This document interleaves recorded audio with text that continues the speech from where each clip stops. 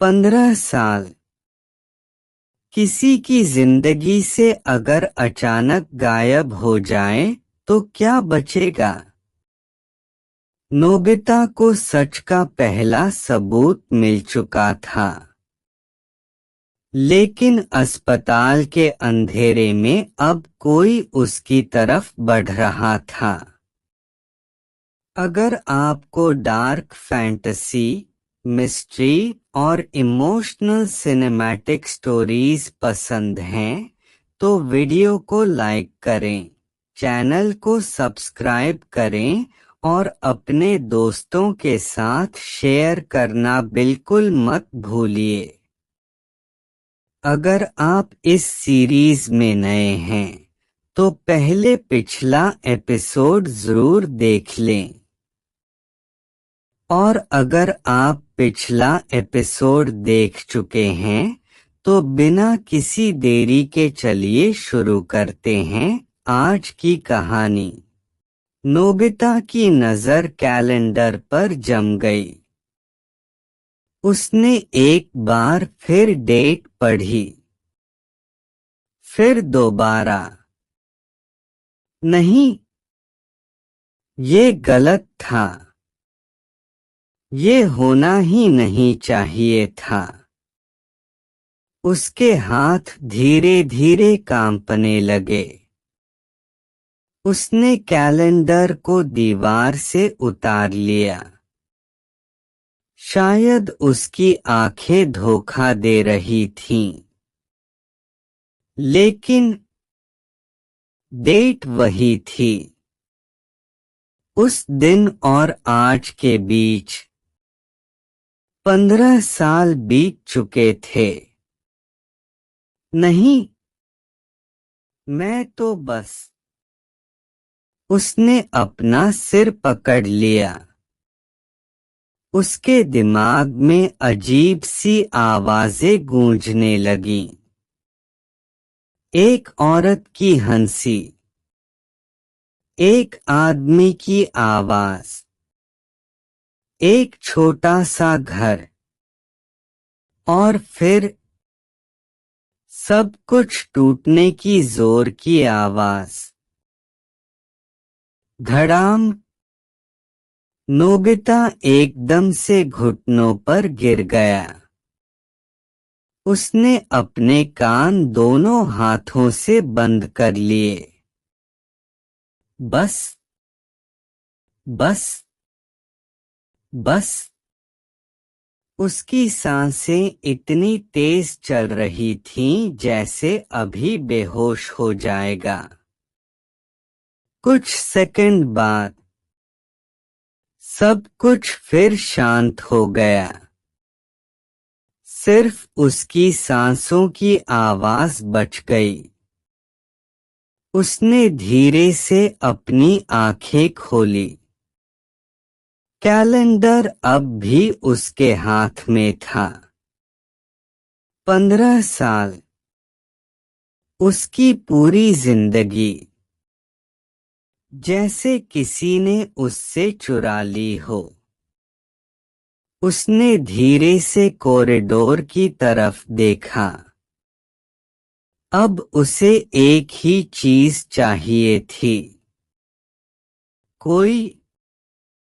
कोई भी जो उसे बताए ये सब हुआ कैसे। वो लड़खड़ाते हुए कॉरिडोर में चलने लगा।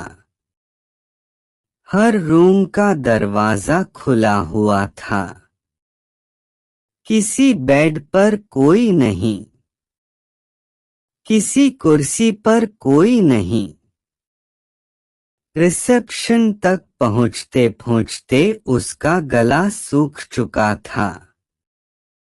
काउंटर के पीछे भी कोई नहीं था। एक पुराना कंप्यूटर बंद पड़ा था। उसके पास एक रजिस्टर खुला हुआ था। नोबिता ने उस पर नजर डाली।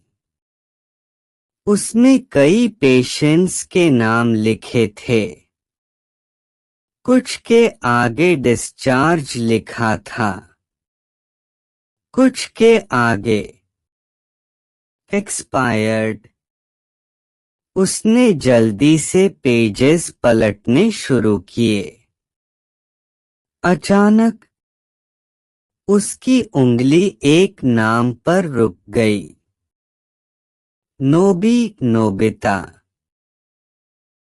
उसके सामने एक छोटा सा नोट लिखा था।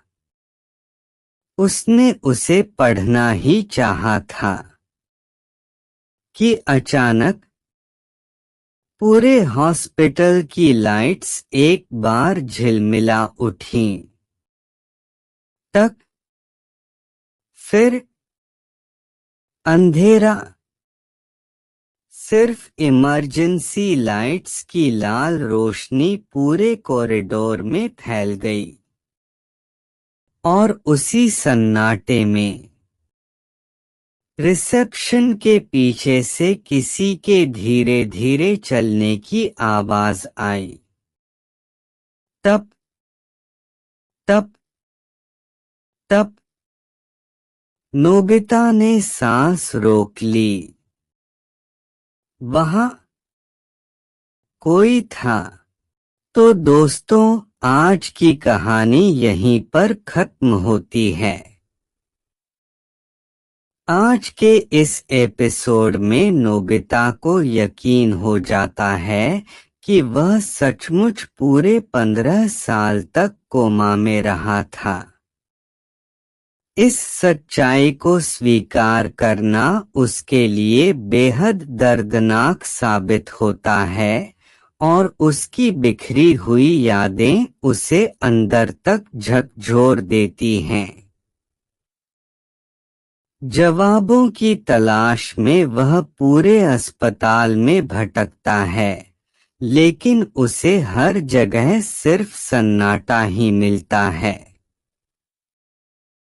रिसेप्शन पर रखे रजिस्टर में उसे अपना नाम दिखाई देता है, लेकिन जैसे ही वह उसके सामने लिखा नोट पढ़ने की कोशिश करता है, पूरे अस्पताल की बिजली चली जाती है। लाल इमरजेंसी लाइटों के बीच अचानक किसी के कदमों की आवाज गूंजने लगती है और नोबिता को एहसास होता है कि वह अब अस्पताल में अकेला नहीं है। अगर आपको हमारी कहानियाँ पसंद आती हैं, तो हमारे YouTube स्टोरी चैनल को सब्सक्राइब करना न भूलें।